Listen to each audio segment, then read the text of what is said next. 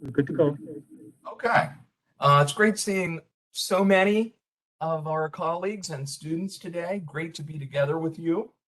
For the moment, we're continuing these town hall meetings via WebEx, as you can see, but we hope to move toward a combination on-ground and virtual town hall format soon, hopefully next month. In order to speak during today's meeting, please raise your hand with the hand-raising notification icon during the comments and questions portion of the meeting, as has become our custom in these virtual meetings. And Willie Shire will let us know who would like to speak, and Willie will unmute speakers one at a time. I hope your fall semester is going well. For me, it's been exhilarating seeing so many students and colleagues that we haven't seen in a long time in the last few weeks. And I have to say, it's been especially fun to see the bustling and enthusiastic activity of the new Student Center and Libby's Home Kitchen, where I just had lunch. By the way, if you haven't yet tried a Beyond Burger, I highly recommend it. You truly cannot tell the difference. On Thursday, September 30th at noon, we're going to celebrate the new Student Center in an upbeat, fun and very informal event, and light refreshments will be served. So we hope you can join us for that. We're going to be taking some pictures and filming some video shots of students. Should be a great event. So I hope to see you there. I want to take this opportunity to thank everyone for their support during through the challenges of Hurricane Ida a few weeks ago. Making decisions about when to postpone or cancel classes and operations is always challenging. We try to consider both issues of safety, which is paramount, but also we consider issues of disruption to programs, services, community members when making this decision. Clearly, I got this wrong when I made the decision not to close the college the day after the torrential rains. And for that, I apologize. And I thank you for your understanding and for how so many of you helped others who were affected by the storm. You know, I got advice to close, so this is all on me. I was watching the weather and it said, this rain's going to happen in the wee morning hours, and then it's going to stop, and then it's going to be sunny for the next 4 days. And I thought, I think it doesn't sound like it rises to a cancellation. I had no idea it would be so disruptive and really almost unprecedented. So I do apologize and thank you for your understanding. I was, as I always am, inspired by acts of kindness that came to my attention. I shared this with many of you, but I'm going to share it again today as an example. Safety and Security Manager Greg Burns came to the campus at midnight to offer support to 2 students and a staff member who were stranded in the Student Center when the Port Authority canceled transportation services. Greg, thank you from the bottom of our hearts for your caring and kindness. I mean, he went way out of his way to help them feel comfortable, made sure they could watch TV, got them snacks, gave them money to buy dinner, at least something down at the 7-Eleven at midnight. So thank you, Greg. And we want to thank the many other Gregs who stepped up to offer support during the Ida storm and who do so in all times of need. It's just part of who we are as a community. I do want to take this opportunity to emphasize going forward that even when classes and operations are open, students, faculty, and staff should always do what is appropriate for their own safety in an emergency or challenging situation. Even when we remain open, please don't ever travel to campus if you feel it's unsafe. For example, some of you may live in the area of a major flood or a downed power line and shouldn't travel even if the college remains open during a storm. Remaining open may be wise for the vast majority of our college, but it may not be for you, depending on your personal circumstances. So we will always respect decisions individuals make for reasons of safety. Obviously, when things like this happen, students, you want to contact your instructors right away. Employees, you want to let your supervisor know right away. But stay safe, regardless of what the decision is. Today, we're delighted to welcome 2 new members of our HCCC family. Nicole Johnson started at Hudson County Community College yesterday as our new Vice President for Advancement and Communications. Nicole brings more than 20 years of experience in all areas of fundraising, a strong history of organizational leadership, and a passion for and commitment to enhancing diversity, equity, and inclusion. Most recently, Nicole served as National Director of Development and Communications for A Better Chance, which is a nonprofit organization that assists in opening doors to the nation's premier college preparatory schools for talented students of color. Previously, she served as Director of Individual Giving for New York Academy of Medicine, Director of Development for the University of Medicine and Dentistry of New Jersey Foundation, and Director of Major Gifts and Prospect Research for Ethical Culture Fieldstone School. Nicole holds a Master of Science degree in College Student Personnel from Miami University and a Bachelor of Science in Consumer Economics from the University of Maryland at College Park. Welcome, Nicole. Would you like to say a few words? I would love to. I'm delighted to be here, and I'm beginning to understand already why everyone calls Hudson Community College home. Everyone has been very kind to me, and I'm thrilled to be here and excited to begin the journey with all of you to develop, enhance, and sustain the external resources that I know we all need. And I welcome the chance to meet each of you in person and to partner with you to do the great work that we know needs to be done. I am located at 162, 168 SIP, and I understand that's also referred to as Building CD. I hope I got it all correct there. My door is always open. I plan to host something over the next month or so to welcome you all to our space here. I look forward to championing all the great work that clearly has gone on and will continue to go on. Thank you very much.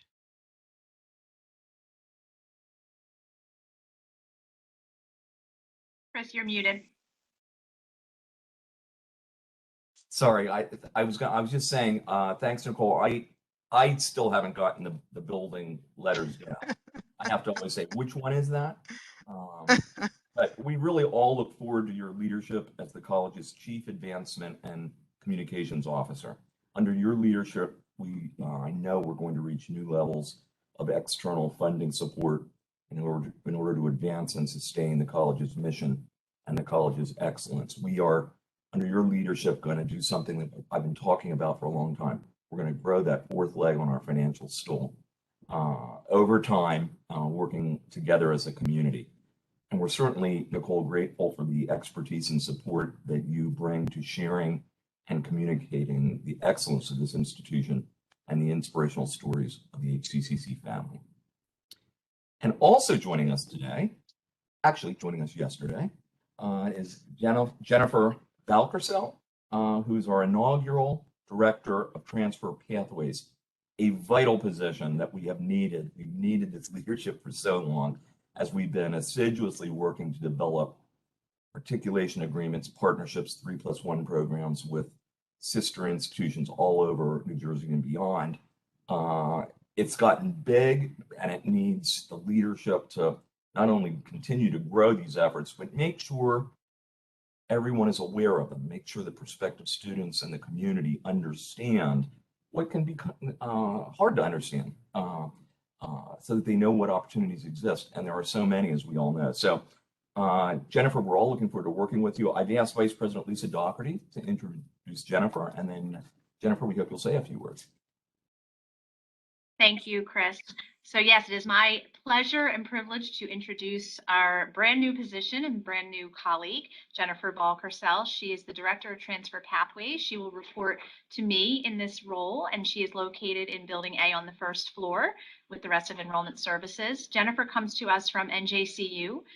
Before that, she was with Union County College, and she has spent many of her years working with our in an EOF program. And I think we all know we value anyone who has experience with EOF and just their care and compassion for students and student success. In terms of education, she has a bachelor's degree from NJCU in criminal justice and a master's degree from Binghamton University in student affairs administration. She was born in Hudson County. She used to live in North Bergen. She is bilingual in English and Spanish, and she's got her work cut out for her. We just took a tour of the entire campus, and Nicole, you reminded me we missed C&D. So we will be back around to see you. And for those of you that we did see, we appreciate your warm welcome. And Jennifer will be taking the leadership of taking an inventory of our current partnerships, renewing those that need renewing, building new ones. And the key part, what Chris mentioned, is making sure every student knows what their transfer pathways can be when they come in. So we're thrilled that she is with us, and I will allow her to say a few words. She's 2 days in. She came back today, which I was excited about. Thank you so much, Lisa and President Reber. Hello, everyone. I am super excited to be here and get this opportunity to work for Hudson County Community College. A lot of students I've worked with just say great things about this community college and the people that work here. And it says a lot, especially for those students that transfer out into other colleges and always want to come back to the community college. And I'm excited to be here. Thank you for the warm welcome for those that I have met. For those that I have not met yet, I am excited to meet you all and to work with you. We are going to definitely continue to put our students first. And with all the help that I could get with all of you, I know that we could get through this. I could continue the work that has already been done.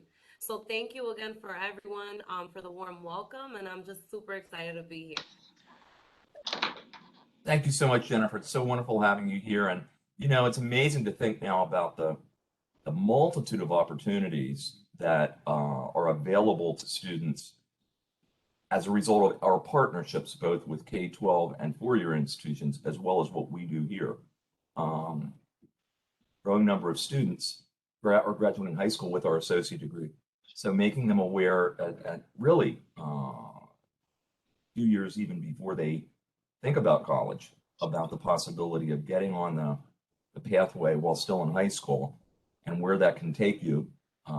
It's mind-boggling. 2 years after graduating high school, you can have a bachelor's degree. 3 years, you can have a master's degree. We need to make these pathways and opportunities known, and it's all good news. So Jennifer, again, welcome to our family. And although they've been on the job for several weeks, I'd like to take this opportunity to welcome our new Executive Director of Online Learning, Matthew Lebrek, and Director of the Hudson Helps Resource Center, Catherine Morales. Matt and Catherine, we're delighted you've joined our HCCC family and look forward to your leadership and your support, continuous improvement in areas of very high priority and importance to Hudson County Community College. And I'd also like to welcome our valued colleague, Joseph Caniglia, in his new role as Executive Director of the North Hudson campus. Joe, congratulations and thanks for stepping up to this exciting and enormously important leadership. We all look forward to your leadership and support for the continued growth and development and excellence of the North Hudson campus programs and community. Our recent College Service Day was a great success, as all of us who were there know. It was wonderful being together both on ground and virtually. The speakers, meetings, and conversations were nothing short of outstanding. I want to take this opportunity while we're all together to thank Director of Faculty and Staff Development, Lalisa Williams, Vice President for Academic Affairs, Dr. Darrell Jones, our All-College Council, members of our College Service Day Committee, and there are a lot of them, and so many others for planning this day of professional development for our college community. And now we look forward to Fall Convocation, which is coming up. It's going to be held on Wednesday, September 29th. Dr. Jones, would you like to say a few words about Convocation? Certainly, Chris. Thank you and good afternoon, everyone. And yes, we are fresh off a College Service Day and facing yet another Fall Convocation that will once again be an outstanding event for the college community. As Chris had indicated, Convocation will take place next Wednesday, September 29th. And our theme for the event is Faculty and Student Engagement, a Commitment to Success. The final agenda will be distributed to the entire college community on tomorrow, but I'd like to give everyone a snippet of what you can anticipate from College Service Day. And first and foremost, let me extend continued gratitude for the planning team for Fall Convocation, Lalisa Williams Antonio Acevedo, Dr. Pamela Panio-Pattier, Jennifer Christopher, Patricia Clay, Dr. Peter Cronrath, Veronica Gerasimo, Annika Krapinski, and Jose Lowe. Once again, just like College Service Day, Convocation will be held in 2 locations, in the Culinary Conference Center and on the North Hudson campus. Each member of the college will receive a login link that will be in the agenda on tomorrow. And we do encourage you to be on site if at all possible. Our day will begin at 8:30 with breakfast. We will follow our program as it will be printed and shared tomorrow with a welcome from Lisa Williams. There will be remarks from me. We are fortunate once again to have remarks from our president.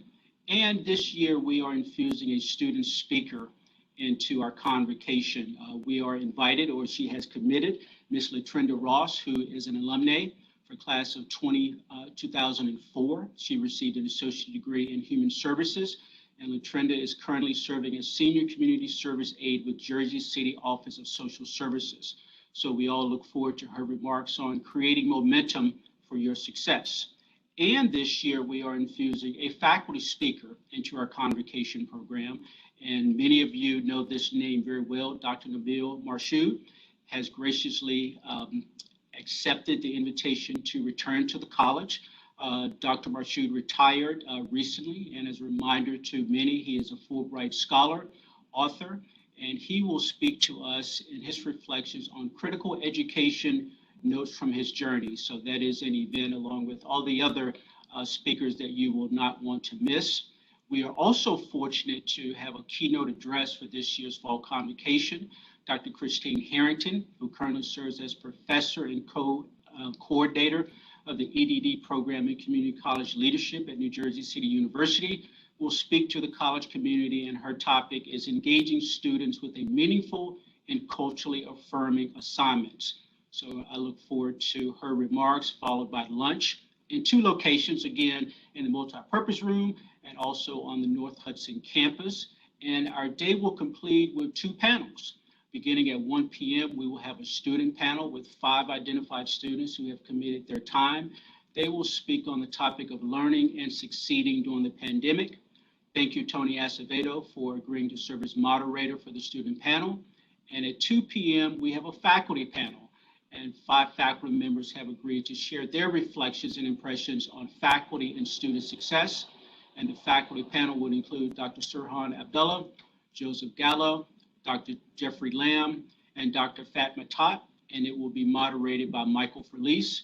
And we will conclude our day with an ice cream, social, and popcorn event hosted at both locations. So as you can tell, or hopefully you see that this will be a very exciting and engaging day, and I look forward to each of you participating, whether it is on site and or virtually. Thank you very much.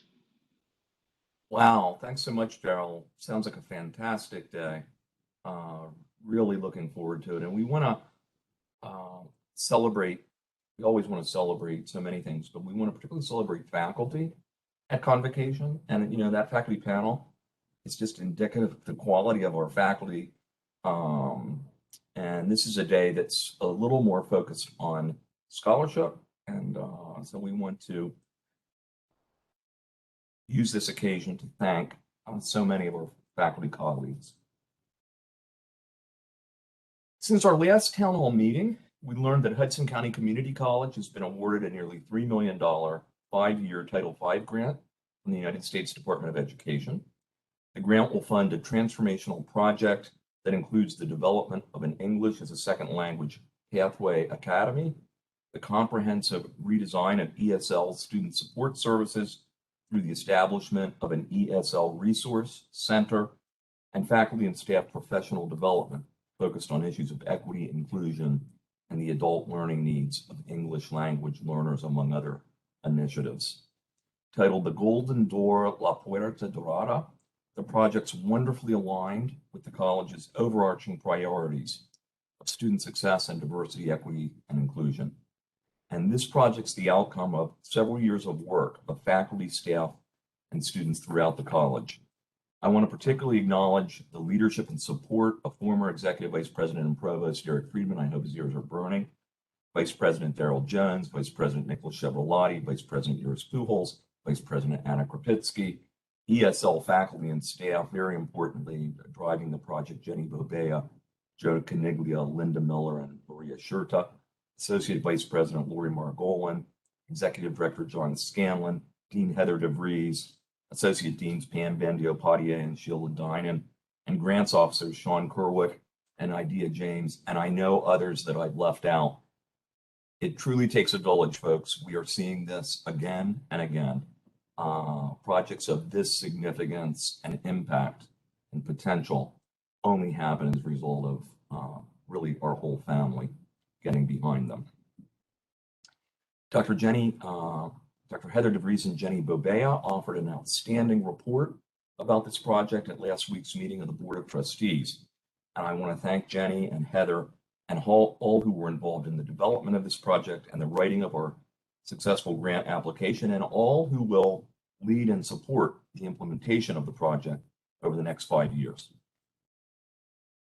Our Return to Campus Task Force continues its dedicated work to lead, advise, and support our community. And I'm pleased to now invite and thank RTC Task Force co-chairs, Lisa Doherty and Dr. Heather DeVries, to offer an RTC update. Lisa and Heather. Hi, everyone. I will start off with an update, general update, and then specific instructions for students. And then Heather will follow up with more information for employees and vaccination information. So first and foremost, we hope that you're all, your semester is off to a great start. So far, things have been going very smoothly in terms of our return to campus since everyone returned full-time on August 16th. So it's been great to see so many faces in person. I saw Pam B today for the first time in person. It was great. And like Chris said, there's some great energy over in the Student Center. So we thank you for cooperating with all of the protocols and also being patient as things change, sometimes often.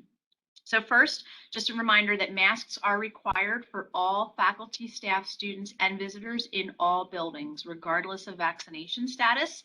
This actually goes a little bit further than the CDC guidance, but we think it's really important until we know that everyone is vaccinated, that everyone wear a mask inside all buildings. And even once we know everyone is vaccinated, we will probably continue with the mask mandate. Secondly, you received a reminder last week about protocols for reporting positive cases and also what to do if you are exposed to someone who tests positive for COVID.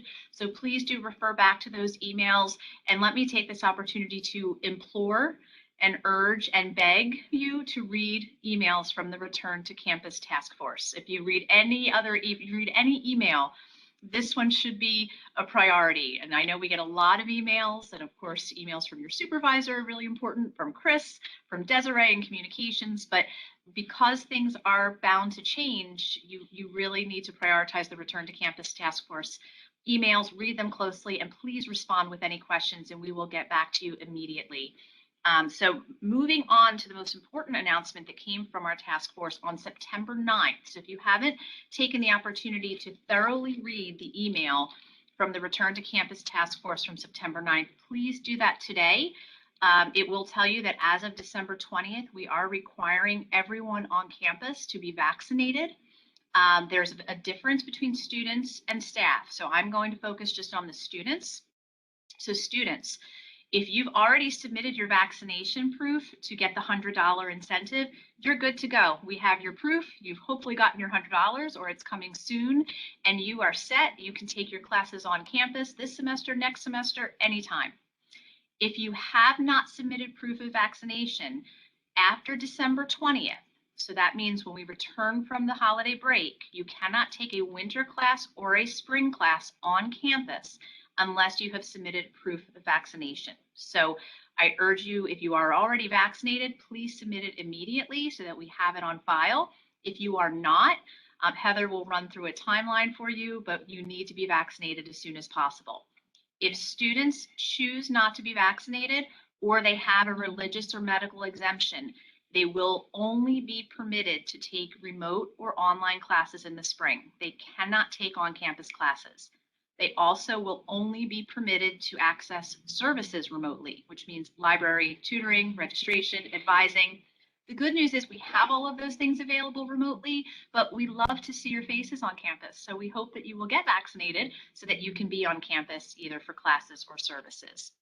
So very important. And faculty, as you see our students a lot more than many of us, anything you can do to reiterate this to students. We do have a flyer that's going out. We are going to have it on social media. We'll have an announcement in Canvas. But students to take classes on campus this winter or spring must be vaccinated. And you will just simply submit the form. It's on the website. It will say, get $100 for being vaccinated. You click on that, you fill out a few fields, and you upload your vaccination card. And the $100 is still out there. So if you haven't submitted your card yet, please do so. Again, for the fall, we're good. Everybody's wearing masks and students are on campus, perhaps if they're not vaccinated, but we did strongly encourage everyone to stay remote if they're not vaccinated. If you have any questions about the student requirement, please email return@hccc.edu and we will get right back to you. So I will turn this over to Heather now to talk about the employee requirement. Thank you so much, Lisa. Similarly, all employees must be fully vaccinated, and that means 2 weeks or 2 weeks past the second dose of Moderna, or 2 weeks past the single dose of Johnson & Johnson, and have proof of vaccine submitted by December 20th, 2021. You will submit that information via a form that is still in the final phases of testing. Kudos and thank you to Tricia Clay and her team. And we will let you know when it's ready. It should be ready soon, and employees will be asked to provide ID number, first name, last name, and email address, and upload a photo of their vaccination card. So stay tuned for more information there. Employees with a medical extenuating circumstance or religious concern must submit an exemption request. If approved, exempted employees must submit a weekly negative PCR test, which needs to be taken 72 hours prior to being on campus each week. So all requests for exemptions must be submitted to HR via the hr@hccc.edu email address by Friday, October 29th. This allows time for those exemption requests to be reviewed and decisions to be communicated prior to the date by which one would need to start the vaccination process if the exemption request is not approved. As a reminder, accepted employees must submit a weekly negative PCR test, again, taken 72 hours prior to being on campus each week. And in that RTC communication and in forthcoming communications, Lisa and I will share again the timeline or the table showing, your first day on campus and when you need to take the date of the negative PCR test. PCR tests are readily available throughout the state, and you can consult the New Jersey COVID-19 Information Hub website. Again, the link has been in RTC Communications, and we will continue to share the link, and that will provide testing information and locations. If you are not yet vaccinated and would like to get vaccinated, as we hope you will, vaccine is widely available at local pharmacies such as CVS and Walgreens, and many of them I think are walk-in and have all kinds of hours, so it's really at your convenience. HCCC will again partner with the North Hudson Community Action Corporation starting next month in October for vaccine and booster administration.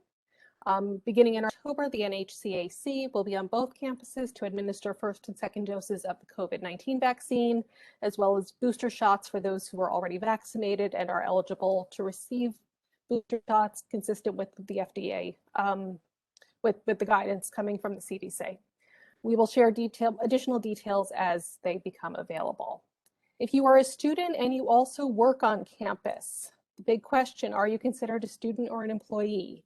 If you work on campus, you are considered an employee. So please take note of that, student workers. To echo what Lisa had already shared, please read the Return to Campus communications, a lot of really important, vital information. And any questions, we welcome questions. Please share with the Return to Campus Task Force at return@hccc.edu. At this point, I'm going to share a timeline to make sure everyone can meet that, is aware of how to meet that December 20th date.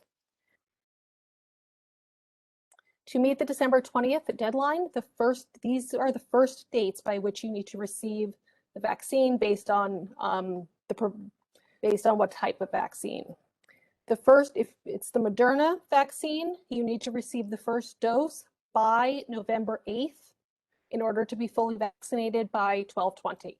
If it's the Pfizer vaccine, you need to receive the first dose by November 15th in order to in order to be fully vaccinated by 12/20. And then finally, for Johnson & Johnson, the single dose must be administered by December 6th to be fully vaccinated for 12/20. All of this information will be detailed in a forthcoming RTC communication, so please keep an eye out for that. Please read it. Please make sure your colleagues and friends have read it and that everyone is in the know. That is all I have. I will turn it back over to Dr. Reber. Thank you so much, Heather and Lisa. It's quite clear what great leadership they have provided, and also the entire RTC task force and beyond. They have done amazing work. One thing I think we can all be proud of in this time of great challenge is, based on the surveys we've done of students, faculty, and staff, we believe that 90 to 95% of our college community is fully vaccinated right now. So the number of folks affected now by moving to the vaccine mandate is relatively small. But our two guiding principles throughout the pandemic remain absolutely in focus, and those are safety first, which is why we are consistently following, at a minimum, the CDC guidelines, but often exceeding those. As has been noted, we're asking everybody to be masked in all indoor situations, even if you are fully vaccinated. We've taken this step not lightly, because we're very mindful of the need not to create barriers to students being able to remain enrolled and complete their academic programs. But it's come to a time when we've had to make the safety decision that we really need to ask everybody to be vaccinated. In terms of those students that are going to attend remotely or online, the good news also is, over the last year and a half, thanks to everyone in this room and at this college, we have done so much to develop breadth and depth of online and remote offerings. And I want to emphasize that we will remain committed to student success for students that are studying online and remotely, whether they're vaccinated or not. We want them to be successful and to remain enrolled and to be able to complete their academic program. So our academic leaders, our deans, Vice President Jones and others are working now. We'll be continuing to work very hard to make sure that for the spring semester, we have the variety of online and remote offerings that we need to make sure that every student can continue to progress in their program without any interruption. And we have also said that in any unusual, unique cases where a student feels they're not able to take the courses they need to stay on track, we ask you to bring that to the attention of the RTC task force, and we will work one-on-one with any student to make sure no student loses the opportunity to continue their program. And this is all on the RTC task force homepage, as has been noted. So again, thank you all. And we're exceedingly grateful for everyone's involvement to help us be where we are in the face of great challenge. But we're also proud to have been selected to receive the 2021 Higher Education Excellence in Diversity Award. That's the HEED Award, HEED, from Insight into Diversity, which is the largest publication for diversity, equity, and inclusion in the United States.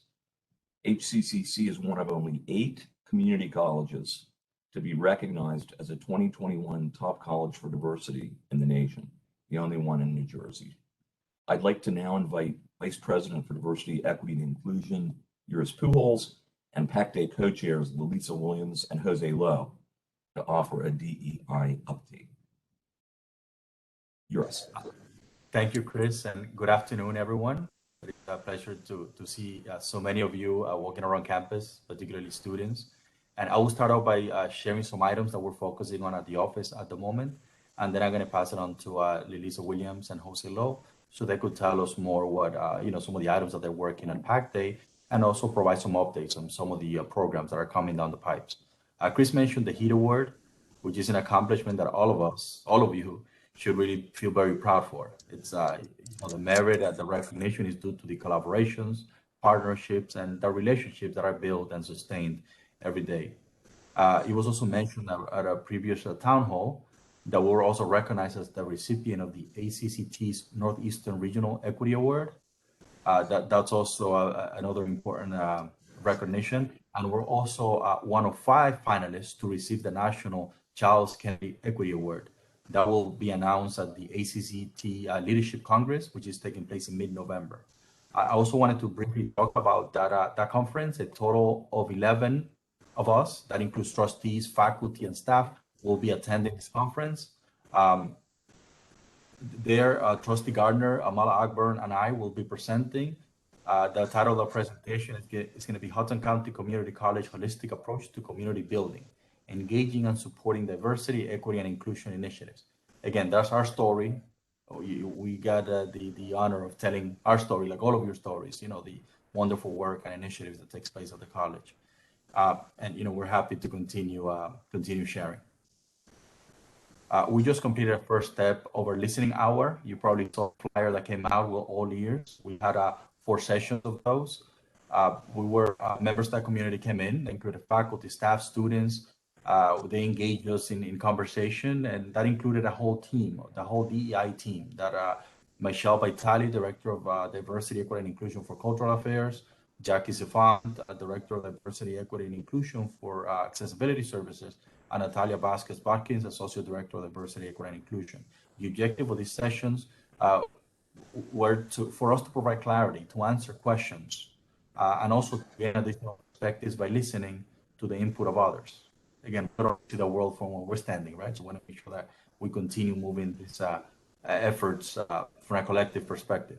And finally, we wanted to make sure that we get the opportunity to build relationships, that people know that we're here, what we're doing, and how we could support their effort. The second step of this listening component, it's called a Team Participatory Action Workshops. We're going to be we sent some information already. You're going to see more of those. That means that we'll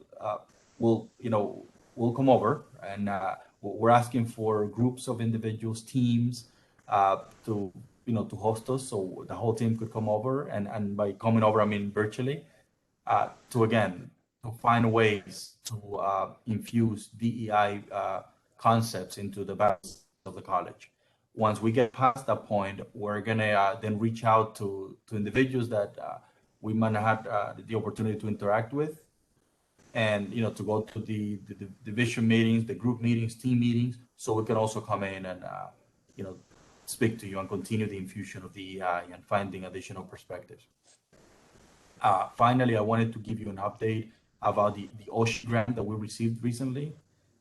You've heard of it, but we're ironing out the dates for the Ecornel Certificate. This is the Certificate on Diversity and Inclusion, and we're going to be able to send 25 of our colleagues this semester, fall 2021, to complete that certificate.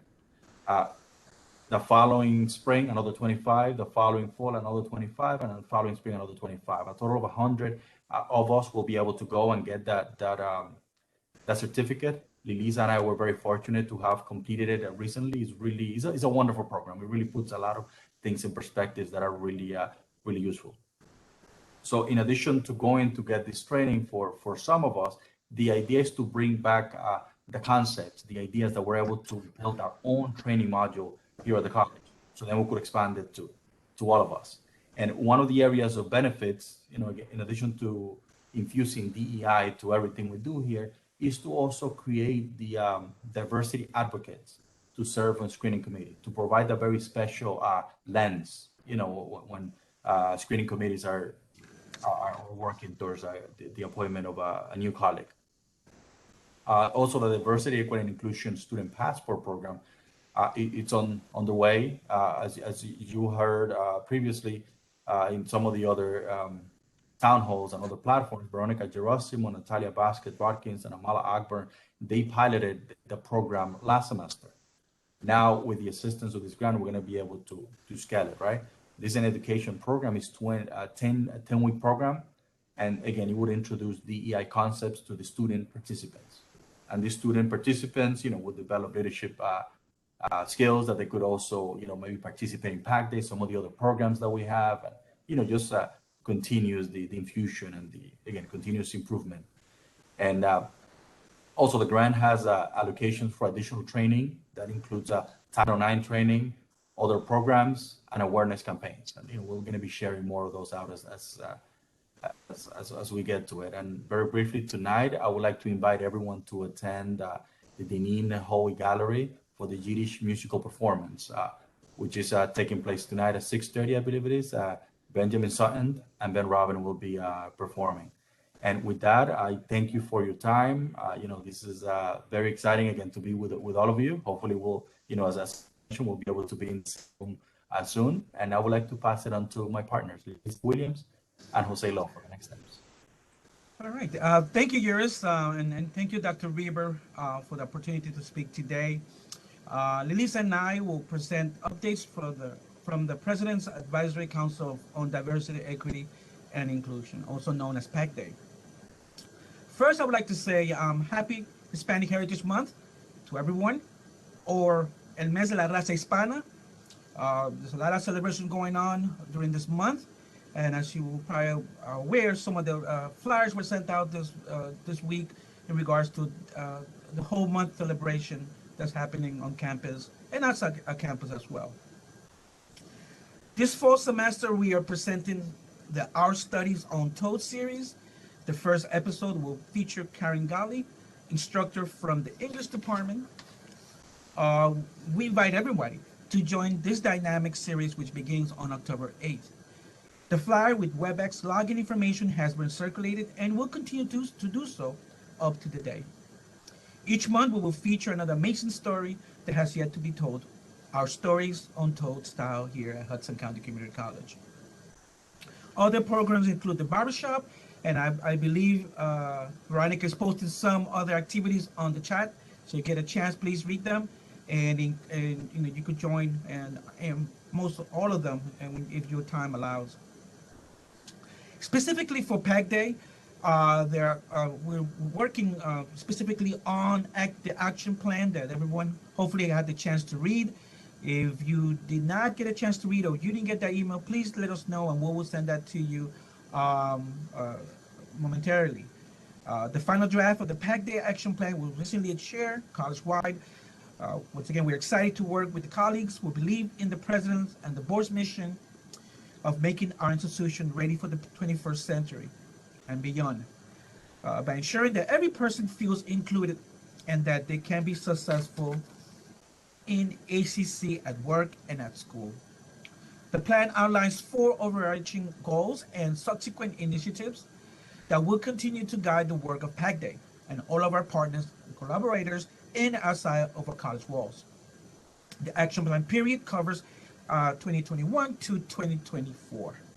Each subcommittee will resume meetings to discuss plans for achieving the stated initiatives and objectives to meet our overarching goals. Another initiative that PAC Day is going to be implementing is creating bylaws. PAC Day is currently working to draft a set of bylaws to help guide the formation of the council and the processes for carrying out the council's key functions. Once the final draft is ready, it will be shared with all the stakeholders present. And like we always done it, we either share it with you through email and invite you to any of the meetings that we have in the future. That concludes my comments, and let me give the floor to Ms. Williams. Ms. Williams? Thank you so much. I hope you all can hear me. So thank you again, Dr. Reber, for allowing us to speak at the town hall today. Also wanted to say thank you to my co-chair partner, Jose Lo, and also thank you to Yuris, who hosts the Vice President for Diversity, Equity, and Inclusion, for this opportunity to share with you just a few more updates with PAC Day. So as it was mentioned before, the last town hall, I think we mentioned that we wanted to have more members join PAC Day, and particularly students. So the president has, also sounded that bullhorn as well to let us know, we got to get more students. We heard you loud and clear, President Reber. But others also have been echoing that as well. Faculty members, members of PAC Day, just members, various members from around the college. And our students, they show up to town halls, they show up to some of the events that we have, and they do voice their concerns, their opinions, their ideas. And so we welcome that. So we did. So PAC Day moved forward in that. Through the help of the DEI VP, we moved forward, and others that collaborated with us, Veronica Girasimo and others on the PAC Day Council. So we sent out an invite. We invited students, we invited others from around the college to let us know they want to be a member of PAC Day. So I'm happy to share with you just a few names and to help me welcome these new members to PAC Day. So first, I want to welcome Dr. Ara Karakoshan. Also, I hope I said that name close to right.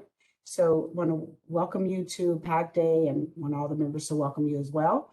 Also, he is the interim associate dean for BCH. Also want to welcome another new member, Dr. Christopher Conzen. He's executive director of the Secaucus Center at Early College. Welcome, Dr. Christopher Conzen. We also want to welcome Dr. Fatma Tat. He's an instructor with STEM. Welcome to PAC Day. And we also want to welcome, we have 3 students for now, but we have plenty more coming. So we just want to welcome our 3 new students now on record. That's Alina Magay, Yasmin Abdelaziz, and Carrie Hernandez. All students here at HCCC, welcome, welcome, welcome. And we will have more. We also want to let you know that all of our PAC Day members, they will also receive an invite to participate in a special meeting that we're going to have with our Achieving the Dream co-chairs, Drs. Heather DeVries and Sheila Dinan, and also with the Achieving the Dream coaches, Drs. Mary Fifield and Dr. Renee Garcia. That will be happening on October the 7th. So we'll send out that invite to all the PAC Day members, and whichever PAC Day member is able to have that special meeting where we will get an opportunity to talk to the Achieving the Dream coaches about the work that we're doing in PAC Day and how it's aligned with the Achieving the Dream work and the equity work and the student success work. We also want to thank the Office of Diversity, Equity, and Inclusion for all the training that is going to be coming down the pipes with the certifications from Ecornel and other places like that. But we also want to let you know that there will be other professional development opportunities for PAC Day. And so keep a lookout you will see an announcement about a workshop that yours and I held a couple of times in previous semesters on understanding diversity, equity, and inclusion at work. So that will be happening on October. That'll be happening October the 25th. So look forward to that.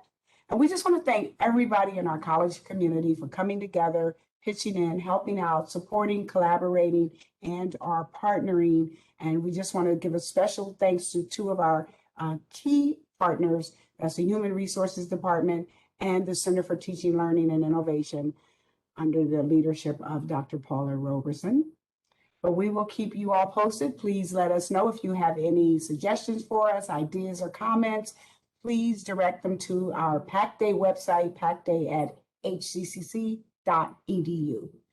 Thank you, Dr. Reaver, for allowing us a special time on your agenda. Oh, thank you for your leadership, which is inspirational. This work has galvanized the whole college community for sure. I wanted to note that in addition to the team of 11 that Eurus mentioned will be attending the ACCT Leadership Congress in San Diego, where we will receive our Equity Award and be a candidate for the National Kennedy Award. Warren Rigby will be attending. Warren is an alumnus of the college, as many of us know. He's currently pursuing a combination bachelor's and master's degree at Montclair State University, and former SGA president, and he didn't want to miss it, so we'll welcome him as well. I also want to acknowledge and thank everyone for the effort to engage students in this work. We want to welcome more students into PAC Day as well as into our Dream Team. And I know our colleague, Dr. Angela Pack, also has plans to involve students in tandem with an academic program, and we look forward to that as well. So thank you all so much, Joris, Elisa, Jose. Jose, I've just got to say, I love your glasses. I guard those glasses or they might disappear. I love the color. Last Tuesday, Hudson County Community College's Board of Trustees approved our 2021-24 college strategic plan, entitled very appropriately, Hudson is Home. The plan is dedicated to our students, past, present, and future, and it's the work of and clearly is owned by all members of the HCCC community. It's organized and aligned around the college's updated mission, vision, and value statements, our Board of Trustee overarching goals, our academic master plan, our student success action plan, and our diversity, equity, and inclusion action plan, as you've heard. I want to thank the more than 50 members of the core planning team and hundreds of other members of the HCCC family and beyond, our trustees, our foundation directors, for their engagement, insight, and countless contributions of time and talent during the planning process. And I want to particularly thank our former colleague, Dr. Eric Friedman, Dr. Darrell Jones, John Scanlon, Jennifer Christopher, and especially Dr. Heather DeVries, who led and guided the college-wide planning process over the past year. These and so many other colleagues, students, alumni, and friends have provided stellar input and support that has resulted in this blueprint now going forward for our continued success and excellence as one of the nation's leading and most diverse urban community colleges. As you're aware, Hudson County Community College's new strategic plan is focused on our two overarching priorities: diversity, equity, and inclusion, and student success. We continue to make steady progress in our shared work to achieve continuous improvement in the retention, completion, transfer, and gainful employment of our students. And so next, it's my great pleasure to invite Dream Team co-chairs, Dr. Sheila Dinan and Dr. Heather DeVries, our two Dr. Ds, to offer an update on the continuing comprehensive work of the ATD Dream Team. And then, and this is really exciting, following their remarks, I've invited Dr. Gretchen Schultes and Knight Ambubuyog to discuss the very exciting and potentially transformational Hudson Scholars project that they're leading. So Sheila and Heather, and then Gretchen and Knight.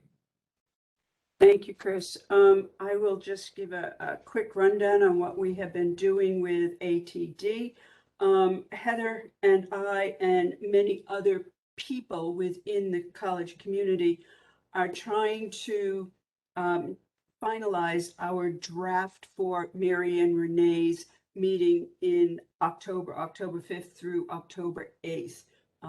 It is a multi-piece puzzle, but we have the framework done, and now we just have to put the puzzle pieces in there together, and we're just waiting on some people to give us definitive dates and times. But we also try to accommodate Mary Fifield's time change. So we tend to start to work at noontime because Mary's in Chicago, and we want to make sure that it works well for her.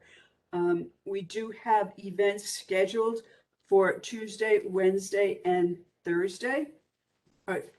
And hopefully everybody who has been asked has given us the information that we need, and we'll try to put those puzzle pieces together as soon as we possibly can.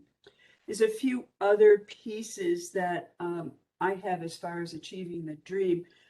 In the past, both Mary and Renee have told us that they are coaches in other schools, and they are not the same two coaches for some of the other schools. And in the past, Mary has asked Heather and myself to work with a school in Illinois. And then Renee has just asked us to work with Middlesex Community College in Bedford, Massachusetts, and share our experience in rolling out the ATD program to the college community. So our contact up there is Arlene Rodriguez, and we are in process of finding dates for all of us. John Scanlon will also be joining us on this particular rollout. I did have a meeting earlier this week with Crystal Newton to look at the student-led team.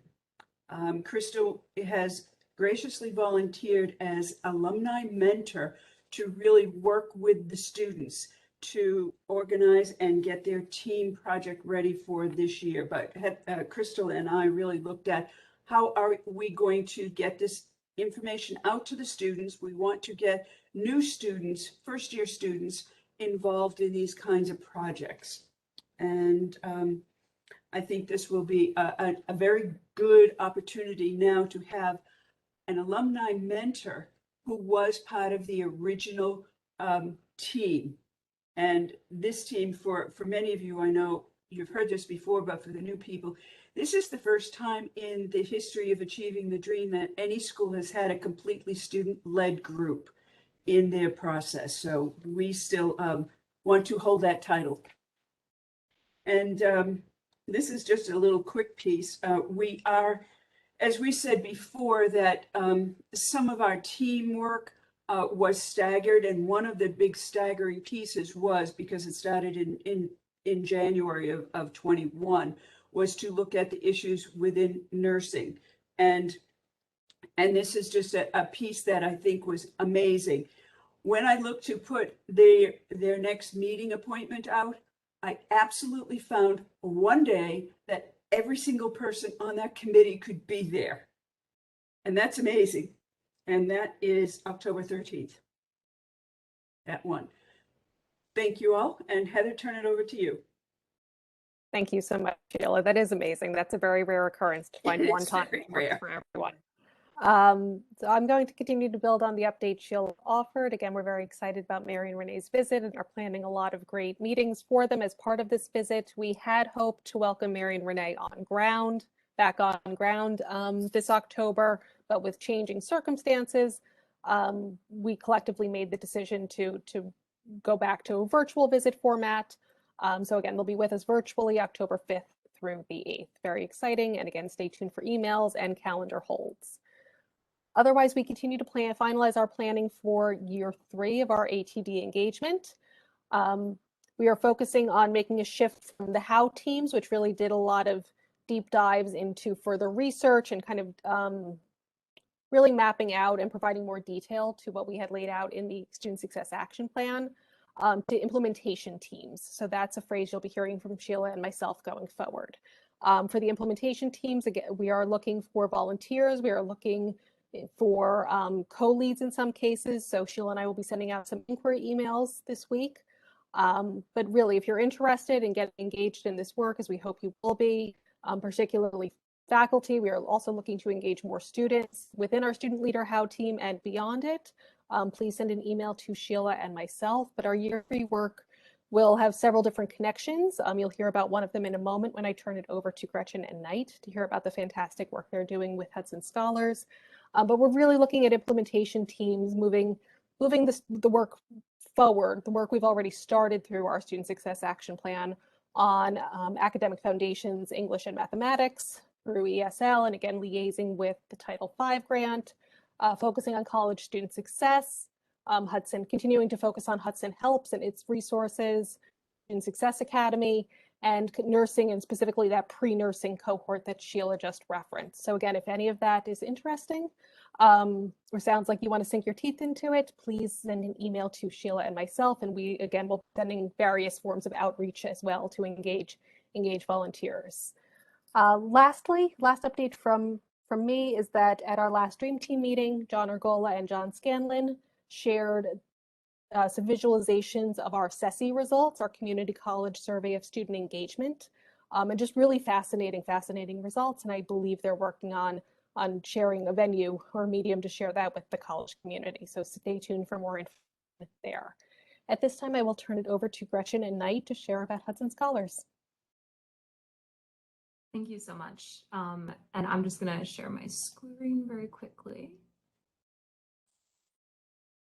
All right, and then hopefully you all can see our screen over here. And then Knight, if you want to kind of jump in and start us off. Absolutely. Thank you, Gretchen. And again, thank you, Dr. Reber, for the opportunity to present this program to all of you today. It's a very exciting program. You know, we talked a lot about EOFing the campus for a very long time, and we're actually doing it now. I want to make something also clear about this. You know, I know a lot of you associate me with EOF, so I know some of you have had some confusion that, you know, we're rebranding or we're doing something completely different. No, EOF and Hudson Scholars are two completely different programs. The EOF program still exists. We are still here in the J building lower level. So if you have any students who are still interested in our program, please send them our way, because we are still accepting students in the program. But Hudson Scholars is similar to EOF. It is certainly inspired by a lot of the services that we provide in the EOF program. Hudson Scholars specifically targets incoming freshmen who are starting here at HCCC during the fall semesters. So one of the ways that it is inspired by EOF is the emphasis on personalized academic counseling and advisement. So we certainly want our students to do well academically, making sure that they're getting their A's in their classes, but we really want to emphasize the intrusive aspect of Hudson Scholars as well, and how the advisors are going to be working with them, which is something that we certainly do in the EOF program as well. You know, a lot of the times when we're working with students in EOF, you know, students stop coming to school or stop doing well in their classes, not because they can't do a paper or they can't do a math problem. It's because there are other things that are preventing them from coming to class or doing well, such as taking care of a sick family member. Maybe they're working full time to support themselves. Maybe they're the only ones who are supporting themselves. So that's where the intrusive aspect of EOF comes in, and something we certainly want to replicate within the Hudson Scholars program. We engage a lot with our faculty. We recently sent out progress reports to the faculty to make sure that the students are doing well.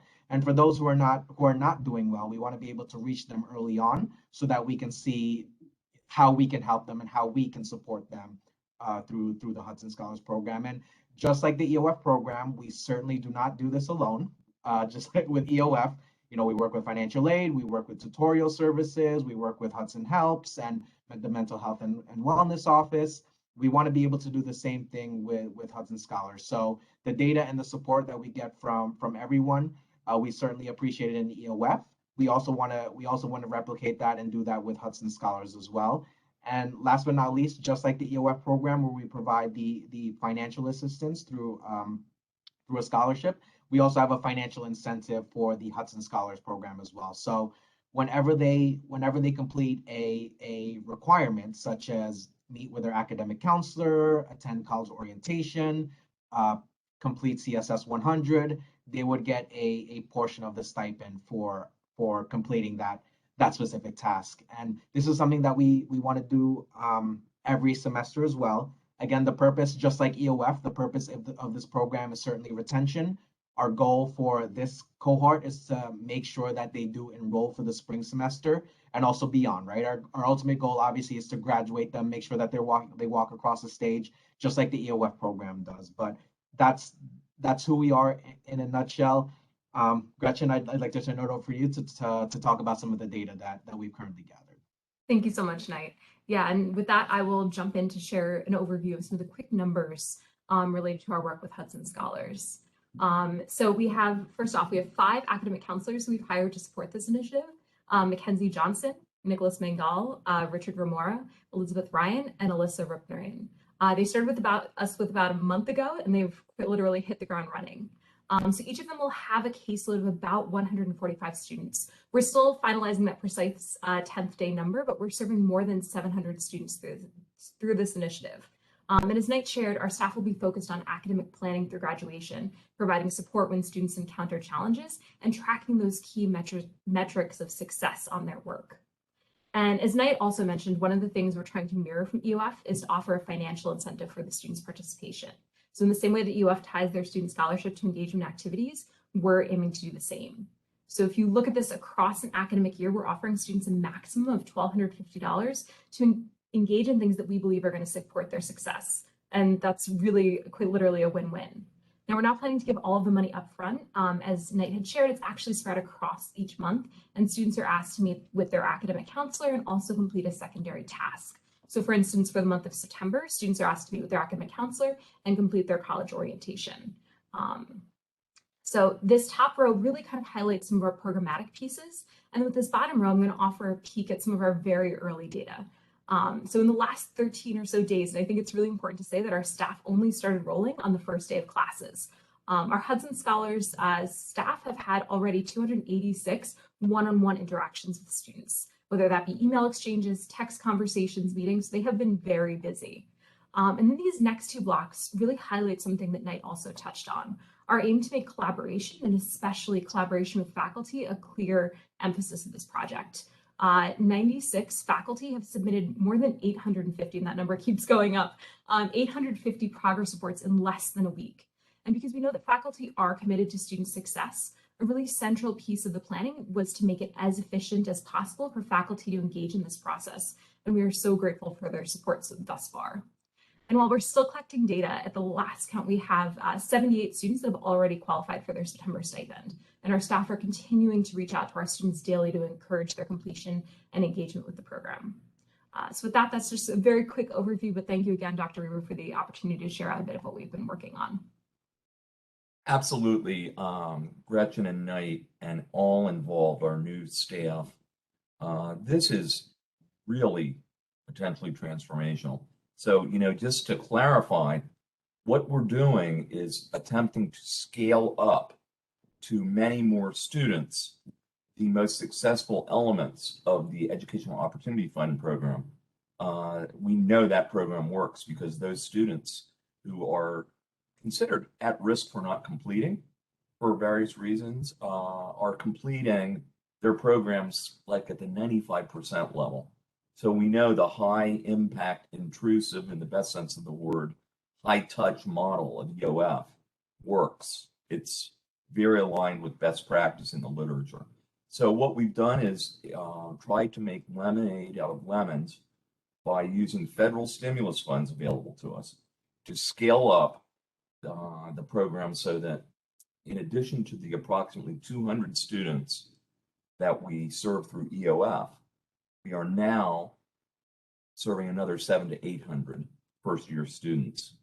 We will then, next year at this time, measure the impact that this has had on those students. And our hypothesis that we hope to prove correct is we think retention will be significantly greater for those students than for students not participating in the program, so much so that it can generate funding to sustain this program and continue to expand it to all students. So it's an incredibly exciting project. I thank everyone involved.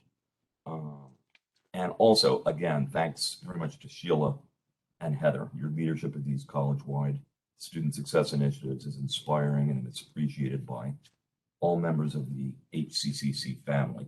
I know we're taking more time than usual, but these are awfully important, and we're almost ready to take questions. As I think all of you are aware, we're developing educational opportunities for individuals who are incarcerated in the Hudson County Correctional Facility and individuals who were previously incarcerated and are now reentering society in the workforce. Lori Margolin and Heather DeVries, co-chair, our Incarcerated and Reentry Training Task Force. Lori and Heather, will you please just share a brief update, if you would, of the important work that you're doing? Thank you, Chris. Yes, we're very, very passionate about this work because we feel it'll really make a difference to those students, in a big way. So I'll be brief.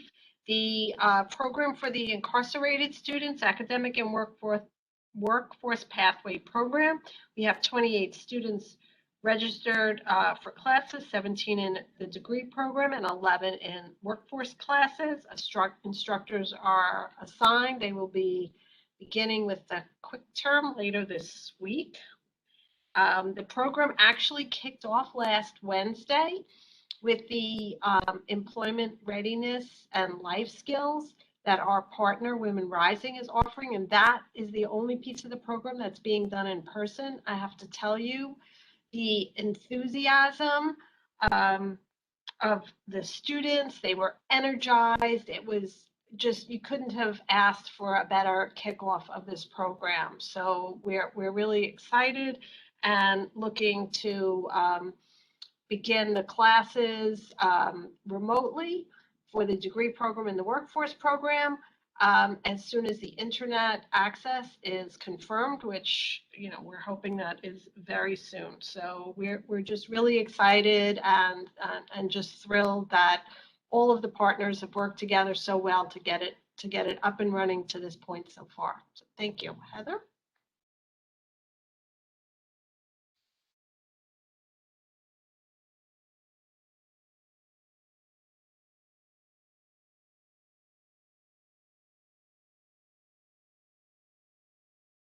Thank you, Lori. I will give an update on our partnership with NJRC. We've been planning to offer as our initial offerings supply coursework in supply chain management that leads to industry recognized credentials and also nests into the academic certificate in transportation, logistics, and distribution. We're also starting to look towards our planning for spring semester. And right now we are planning to have one course on the books.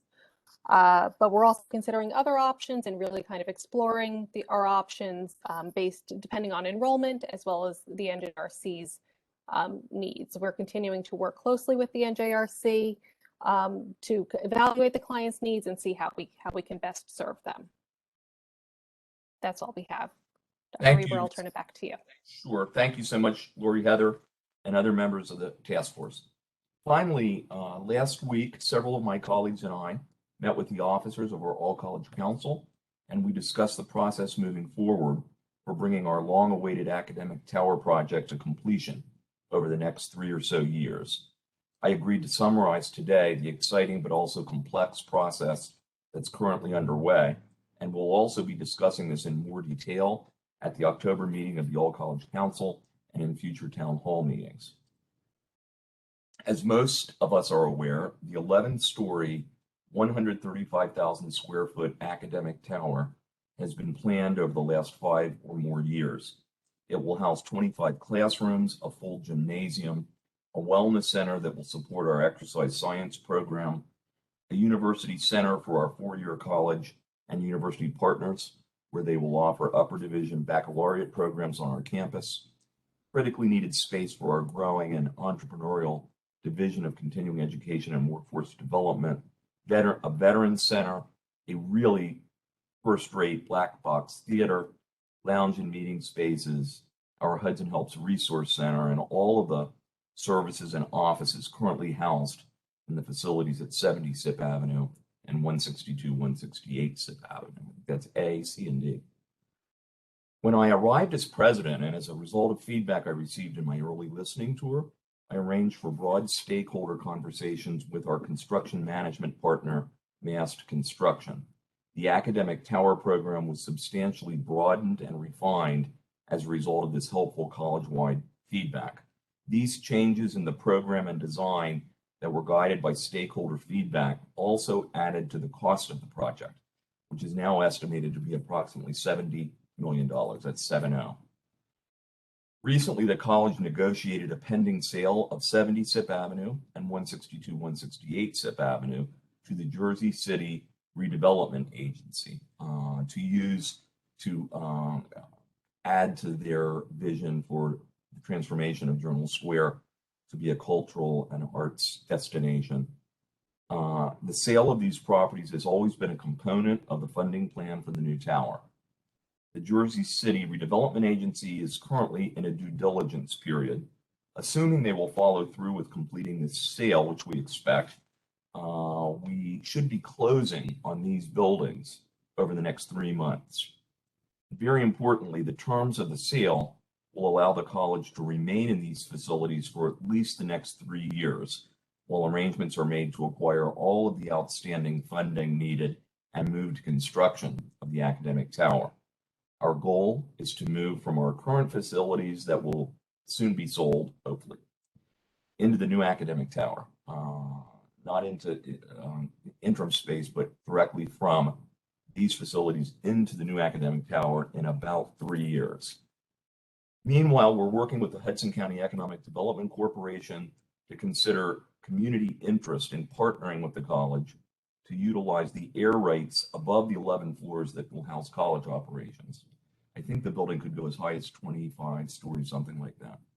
So for example, a partner could build a hotel, office, housing, or other facilities above our new tower and thereby assist with the tower financing. A request for expressions of interest in such a partnership has been issued, and several organizations have indicated interest. Those expressions of interest are currently under review by the college and the Hudson County Economic Development Corporation.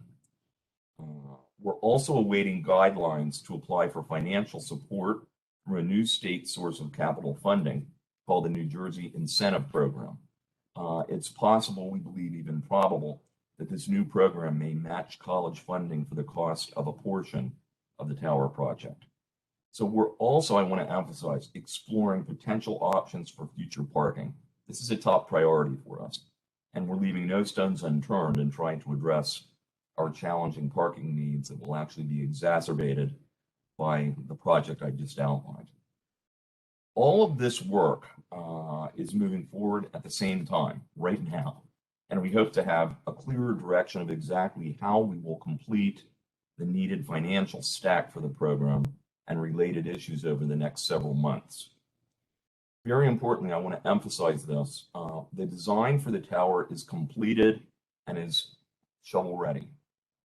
While we're reviewing the completed design now in view of the way this project has been expedited, just to make sure that we address any minor changes that will be necessary just because of our lived experience over the last few years. We're looking at the need for any minor interior changes, but we're not in a position to make larger substantive changes to the tower design at this juncture. As we know more and we arrive at closure on the issues and processes I've outlined, we'll be keeping the college community informed. We'll be sharing information with everyone about the facility's design going forward. We've done that, but it's been a while. Dr. Nicholas Chevrolet, who's unable to be here today, is overseeing and facilitating these processes for the college and the Capital Projects Committee of the Board of Trustees, and we thank Nicholas for his strong leadership. So we're in an exciting, but also a complex point in time in the project's due diligence, but we really are beginning to see light at the end of the tunnel on this transformational project. Okay, we are now opening the meeting to questions, comments, and topics of celebration. I do apologize for the amount of time we've taken. I can stay with this as long as others want to. I would ask you to